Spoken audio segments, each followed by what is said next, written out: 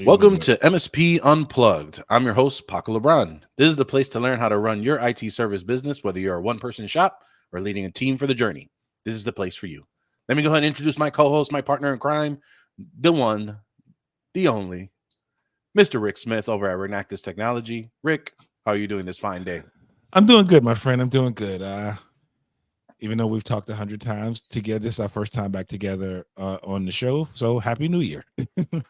Happy New Year as well. We are now, it is, when this airs, it'll be January 23rd when this release, if there's no problems with getting this release.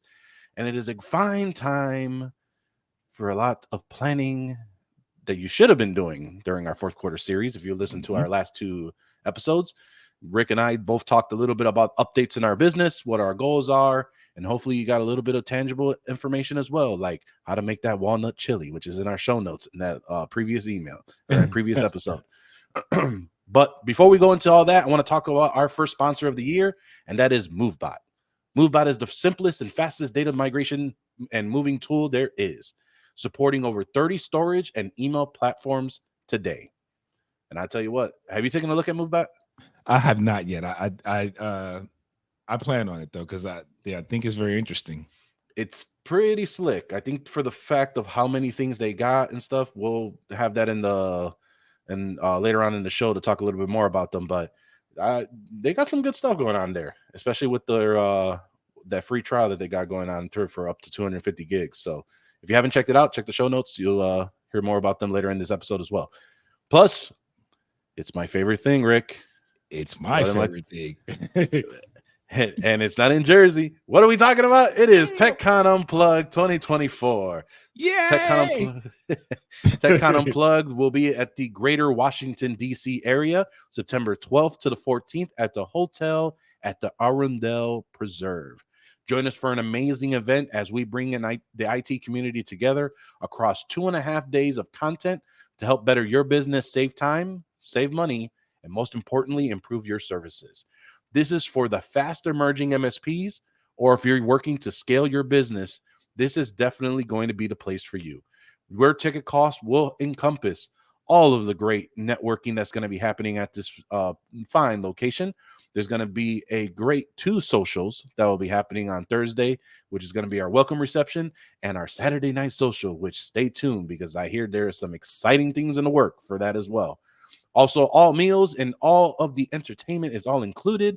And there's going to be I'd probably say about close to a little over 25 plus great educational sessions that we're going to have. That's what we had last year. We may push the envelope a little bit, but stay tuned because we're looking at the re-envisioning of this fine event, TechCon Unplugged, and early bird tickets are on sale right now. So head over to techconunplugged.com and we look forward to seeing you there. And I just want to add, because it is the 5th TechCon Unplugged, it will be special. As every which way as well. And I had a great conversation with a good friend of ours with a very large beard who will be there. So we will talk a little bit more about what his involvement will be here shortly. And if you don't know who I'm talking about, you should probably take a look and have attended a few of the tech cons in the past. So again, techconunplugged.com, get your early bird ticket today. All right, Mr. Smith, what are we going to talk about today? We're going to talk about diving into the digital world of word of mouth, the digital word of mouth. Ugh, say that 3 times fast. But what am I referring to for referrals? The favorite thing I like to talk about, and that is reviews. Now, if you don't know what a review is, you got to think of it. Word of mouth is really where you're getting all those referrals. You're talking to your colleagues, you're talking to your clients, you're talking to a lot of people of just, hey, if there's somebody you know that I can take either help out or take a look at what's going on with them to be a little bit more efficient, let them know. Let them know that I am here. Well, as everyone says, word of mouth tends to be the most, either the highest or the top referral process for an MSP or an IT service providing business. The question is, or the thing that has been mentioned quite a few times is, you can't scale word of mouth. I argue that point. I say there is a way to scale that, and that is the digital version of said word of mouth and the introduction of digital word of mouth, which is really reviews. Now, I've said this for quite a few years. A lot of people don't like it. I don't care. That's what I call it. It's digital word of mouth. If you don't like it, it's my show. This is what's going to happen. But you can define it. But really, the point of a digital word of mouth is, again, the importance of getting online referrals in the digital age. And how do you do that? And that's through the power of reviews. Rick, do you happen to do any reviews for your business? I happen to request reviews for my business. No, but yeah, we are. I will say this: we used to get a lot of them, and then we've slacked off a little bit, and so now we're making a push again for that. As you say, one of the things we know, you can market all you want, but the most, um, most of your clients when they go, or most people when they go looking at your site, if they see reviews, that's basically, especially if they're good reviews, that's basically, so much more proof for them that you're someone worth their time. Right. And I have, and I truly believe that, and I'll even wind this back a little bit before. And all reviews, are basically the same as like a sales pitch per se, right? It's a nudge. A good friend of mine, Victor Antonio, would always say, if you happen to go to a place, right? And I happen to do this a lot with my fiance. I'll go out to a place.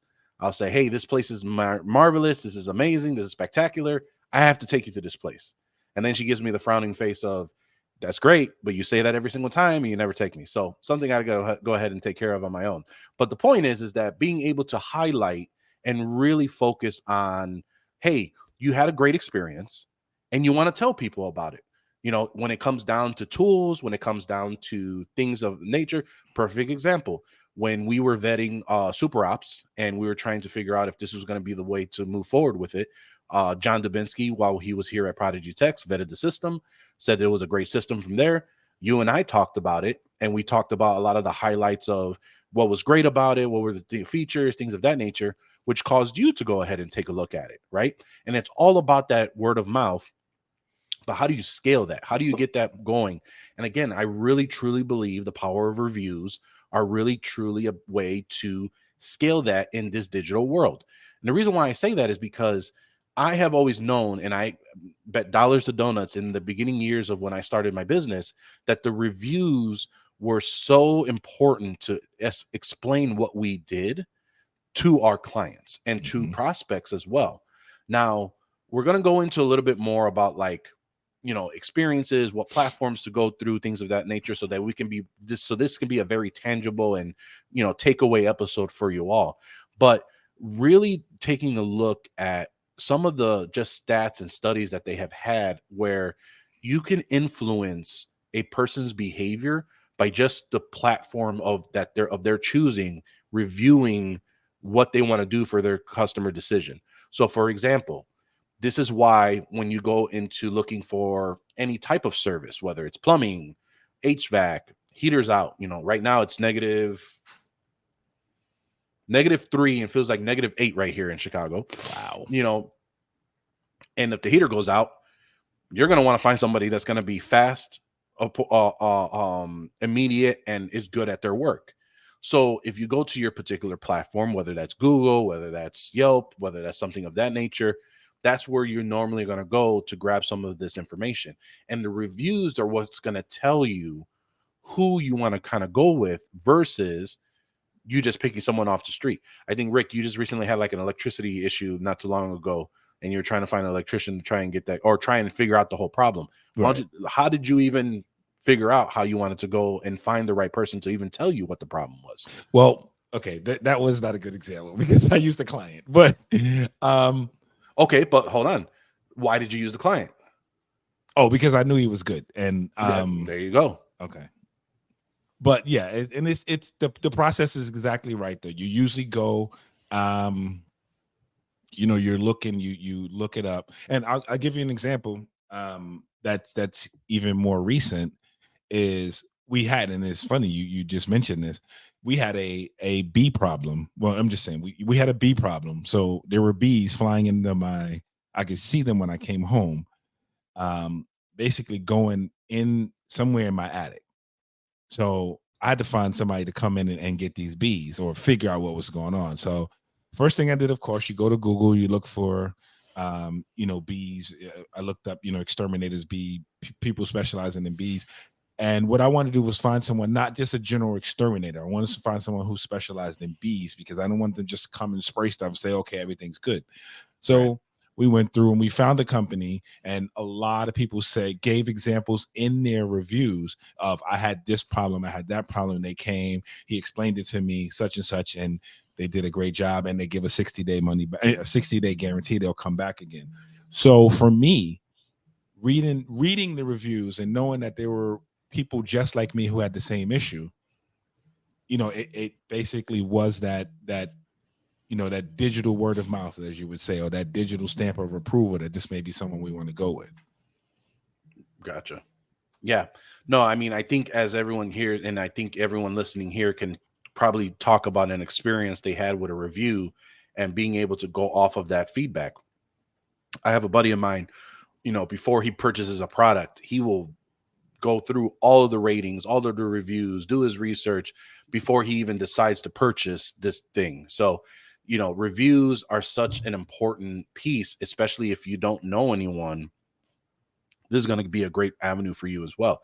And in reverse, how are you going to tell people? How are people going to know about what you're doing if you don't have other people talking about who you are?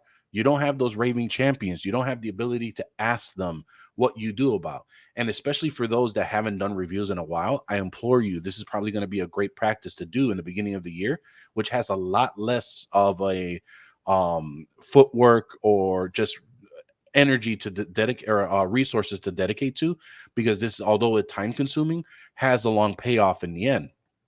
But one of the questions for those that are trying to figure out or never have done reviews is choosing the right platform. Now, I kind of struggled with this for quite some time. So when I first started my business, I started off as a break fix computer repair shop.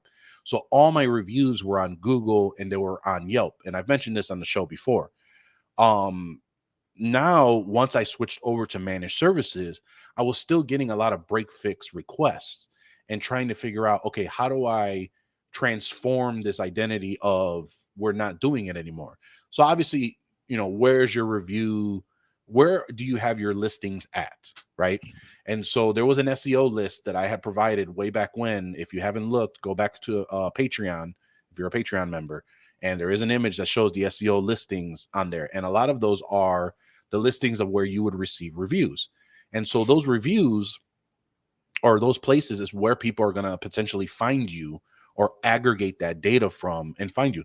Down to now, when you Google your company name, you'll notice underneath it, and depending on the Google search results, the Google search provider, the search provider. So Google being whoever you use for your searching online, you'll notice underneath your business name, it'll aggregate data from other sources as well to give people more information right in front of them as well. So what platform makes sense, right? So from when I was a break fix, I was doing Google My Business, I was doing Yelp. Because I had so many break fix reviews, it was going to be an uphill battle to have my managed service clients write reviews about our managed services and rely on that traffic to be good traffic to come from managed services. So what I did was talking to another MSP here locally. She had actually mentioned that I should go ahead and open up on the platform clutch.co. Clutch.co, at first I thought was just more of a software development review site, but apparently it was a very big managed services place and IT support company review site as well. Upcity is another one where people were finding us and really getting a lot of traction from there as well. So it's all about trying to find what's the right platform for you. What can you dedicate yourself to? And each platform works a little bit differently as well. Rick, as far as platforms, what platforms were you kind of focusing on for your reviews, slash who are you looking at to possibly expand those reviews as well, that's most relevant for your business that you're trying to do right now? Well, we're using all three of those. We're using Google My Business, Clutch, and Upcity. Now, here's the thing. I had the same issue you do with being previous to sort of converting to MSP. I was a break fix. So the percentage of the reviews on Google were break fix reviews. So one of the things we can do for that now is, as we change the profile, um, on Google My Business, to just show that we, to basically show we don't do residential, is to just try to get customers or clients you have now to write reviews on your Google My Business page, to basically cover up, because again, you're going to get the latest reviews first. And quite frankly, when customers research, when someone's looking for a computer problem, they're not going to Google MSP, right? They're not going to look for Right. an MSP. They're going to look for, technical service or technical support, or, business support, something like that. So Google is still king. So you do want to try to get reviews there. But what I've learned, and I did learn this from you, when you planted the information to me about Clutch and Up City, this is kind of where the businesses hang out, or certain businesses go there for reviews, and they rely on that. So, which is why now I'm saying it's important that we do all three. Right. Yeah, I mean, I think that, depending, and there's probably way more platforms that are out there as well. These are the ones that have worked for us. But really, the biggest piece that I can say is that don't try to spread yourself thin. Focus on a few, figure out which one works for you. And we'll talk a little bit more about how we monitor to make sure that these things even work for us as we go from there. Um, but really trying to find the right platform is going to be the best for you. And then really after that, once you've kind of decided where you want to go, you want to start developing your strategy. Okay, how are you going to get reviews? How are you going to encourage satisfied customers to leave reviews? So for us, we have my account managers will reach out. They have their monthly calls. If they're really raving, we're like, hey, if we would love for you to have a review for us, why don't you go ahead and do it from this? And then each platform has their own benefit of doing specific reviews. So for example, Google My Business, you'd have to share the link, right? And then I think there's a website called reviewgrade.us. I'll have to find the link and I'll put it in the show notes, where if you locate your Google My Business listing, it'll give you the link that you can provide to your clients. And so what we were doing was when we closed a ticket, it would email them a thank you, checking in on them, and then in the link it would say, hey, please leave a review for us here. Now excuse me. Now, as far as other strategies of what you can do with other platforms, Clutch actually has a team that will call the business owner to do a phone interview, so that may be beneficial for them as well. Up City, you can actually email them directly with your own messaging to do the reviews as well. So depending on how you want to strategize to get those reviews, that's one of those as well. You also want to make sure your timing is kind of okay in the methods, because requesting reviews, you're asking them to take their time to do that, and you don't want to be intrusive, right? So you want to make sure that you develop the time, develop a cadence, and things of that nature. um Now, there are tools that help automate this. Tech Reputation is one of those, over at Matthew Rodella with his team and his suite of tools. They have the ability to integrate into certain systems and offer this on an automated basis, and providing that customer satisfaction survey as it comes through from there. Rick, have you tried any of these tools or automated, or have you really done more of a manual grassroots approach on trying to get those reviews? And what have you done to try and get those reviews? For us, it's been grassroots. It's been reaching out to our customers and saying, hey, could you, and basically you just ask them, hey, can you do us a favor? Can you write us a review? Most of them, I've noticed too, they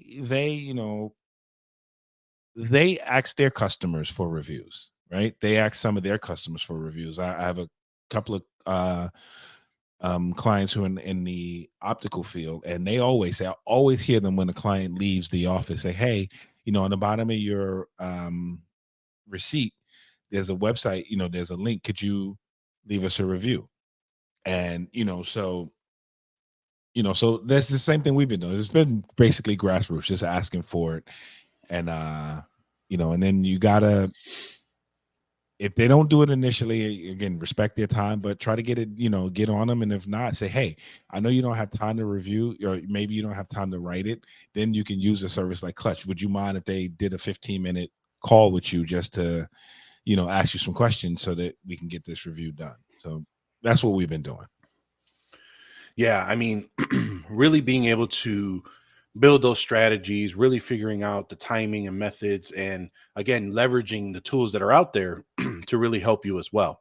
Now, I know a lot of people may say that's great and dandy, but I don't want to expose myself to the risk. I don't want to have a negative review asking for reviews because I missed something or I forgot something, or we screwed the pooch and the client knows we have an online listing, so now they're gonna write a bad review.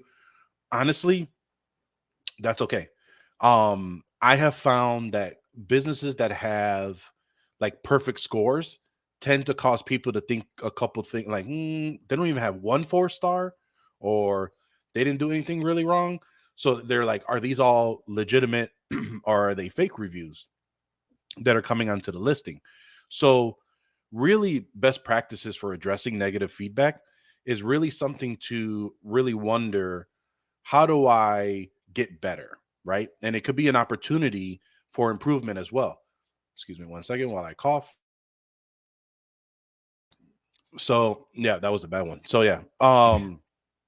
And so really handling the negative reviews is a way of really kind of see a lot of people go wrong with negative reviews is they will reply to the person on the review.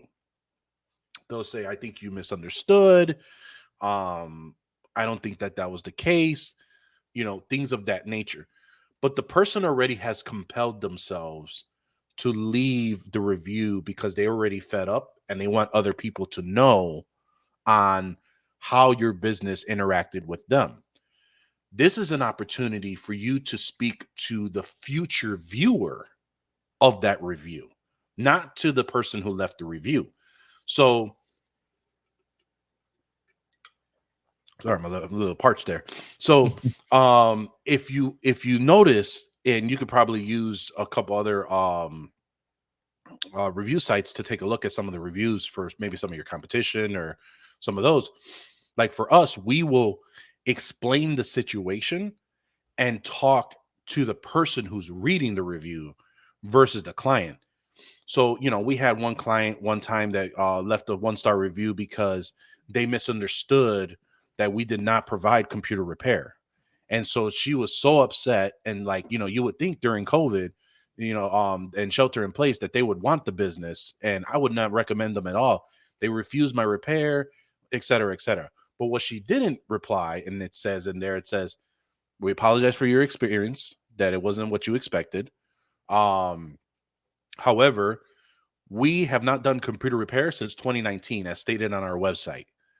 When you reached us, we referred you to several other locations, but you were upset that we could not repair your system at there. So that is your choice of being upset. However, if there's anything we can do, or if we can make that referral to another computer repair place that can take care of you, do let us know.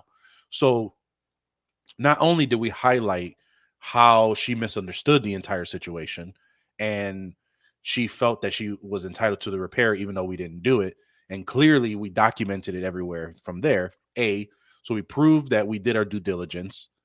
B, we explained to her that, hey, we don't do this. Sorry you felt like you were being, snubbed. And 3, we tried to give you several referrals, but you chose not to take it. So for someone who was outside looking in, they were like, "Oh, yeah, you're right. This person just, didn't really see what was going on. The review wasn't warranted." But it allows you to voice how you provide your customer experience and your client experience for that as well.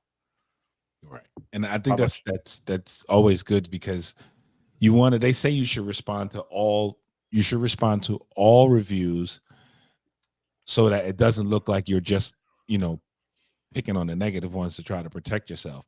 But the bottom line is, and what's most important with what you're saying here is, you have to have you don't want to jump into defense mode, or it was your fault, whatever, but you want to say it in a way where the message comes across we did what we could do given the situation.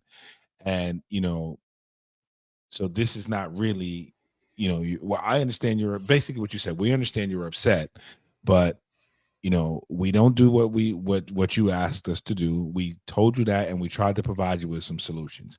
And that's really all that happens, because I think if we think about it, if you go and read reviews, and you see a negative one, you are curious about what it does for me. I read the response from the company if they respond.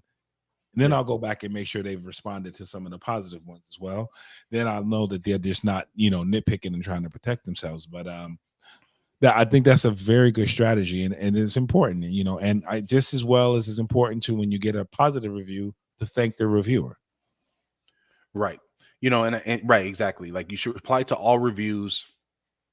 And I think a big piece of that too is like understanding that you may also not even know how to respond, or you're so mad that you're like, I should not have gotten this review.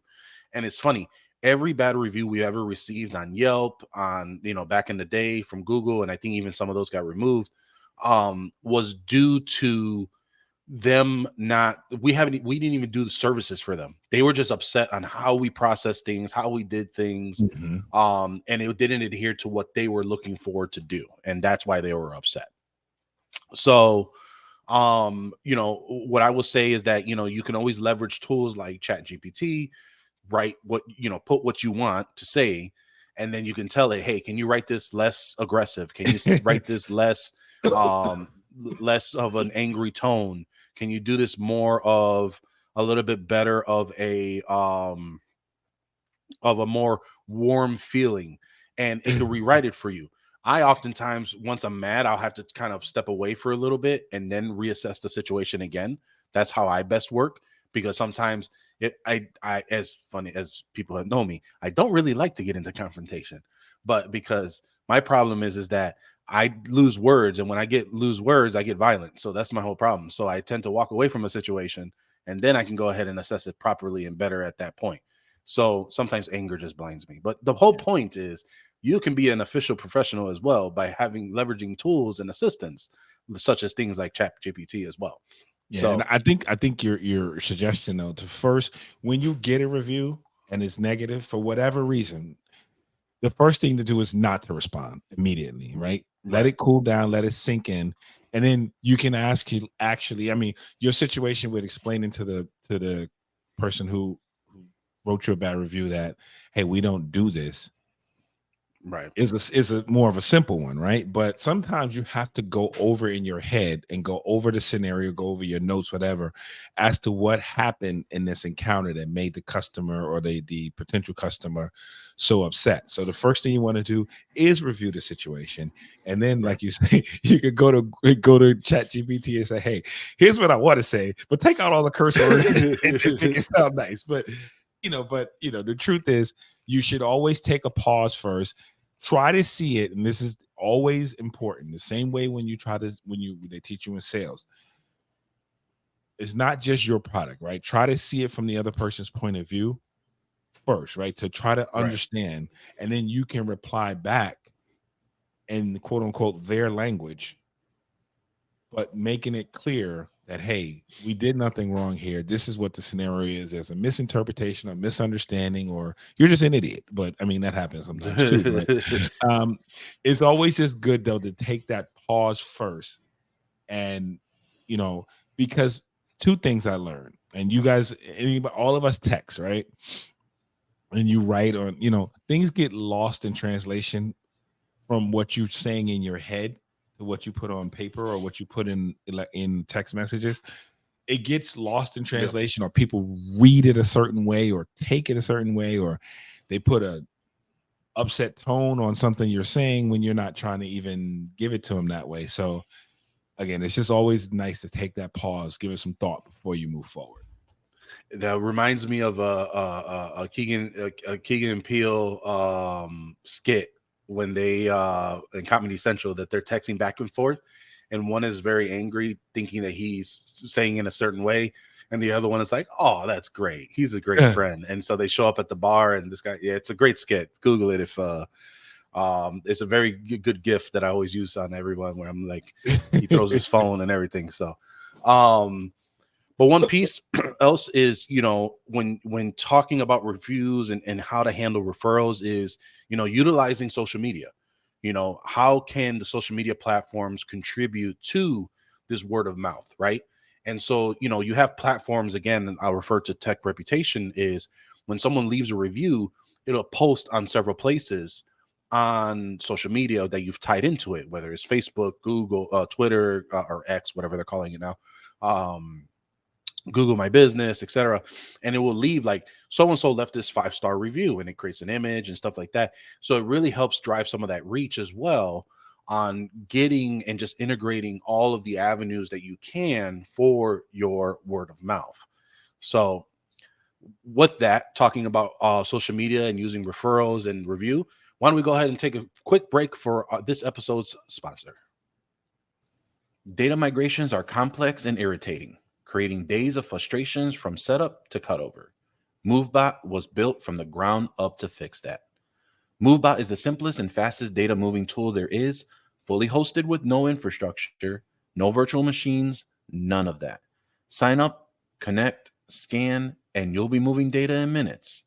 Techs of all levels can now move terabytes per day with MoveBot. The magic lies in how MoveBot simplifies and autoscales your migration with modern cloud technology, handling proprietary doc types, file name sanitation, permissions, and cutover, with detailed reporting and alerting at every step. Start moving data like a pro at movebot.io, and definitely check out the link in our show notes as well. All right.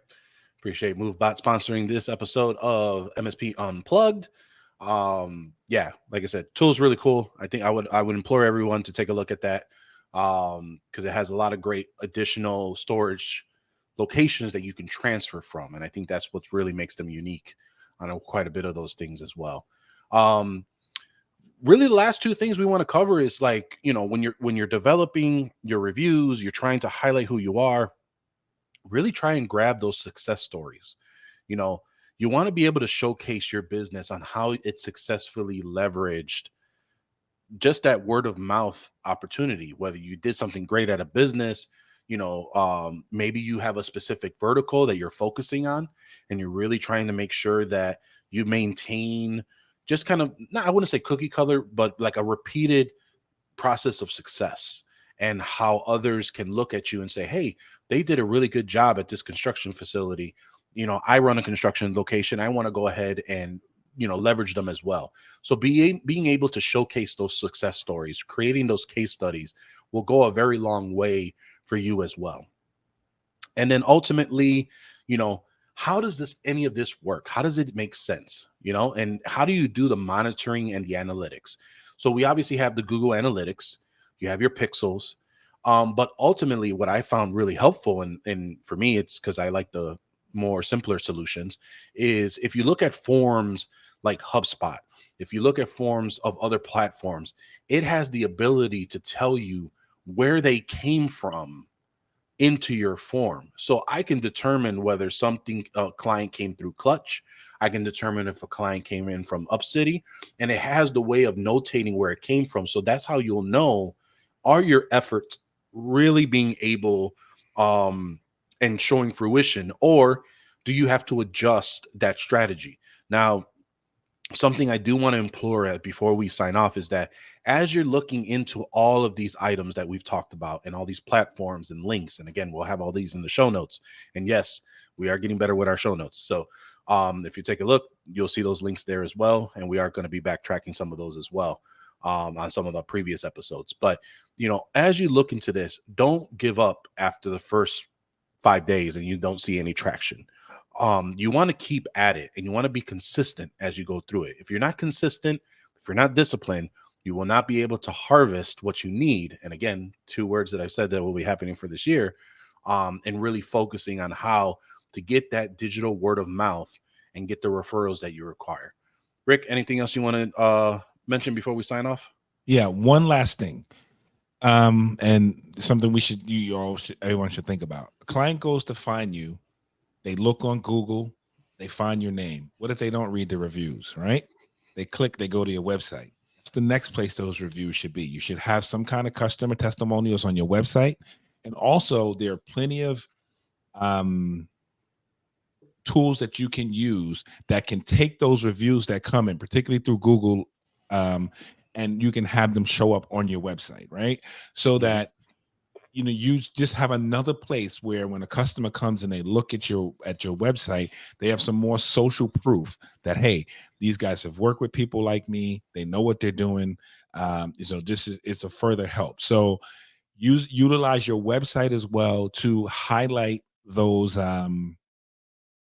those reviews that you've had. And also you can use it to link out, say if you want to learn more, something catchy, you want to learn more about us, or here's what other customers have to say, and link them to an Upcity or a Clutch or to more Google reviews, or whatever platform you have them. It's just another way to get, as we say again, that social proof that your customers are looking for to feel a little bit more secure when they're thinking about hiring you. Yep, absolutely. So we will make sure that we have some of the tools that we are using for automation, for reviews, the HubSpot plans that we've chose over the years, things of that nature in the show notes, so that you have a running start so you can get into your business growth via the digital word of mouth. So that'll be it from us today. If you like what you hear, tune in every Tuesday and Thursday. Watch the video podcast on youtube.com/MSP Unplugged. Like, subscribe, hit that notification button to be notified whenever a new episode is available. You can also take us with you on the go on your favorite podcatcher app. We're on Amazon Music, Spotify, and Apple Podcasts. Once again, thank you for listening, and we will see you next time on MSP Unplugged.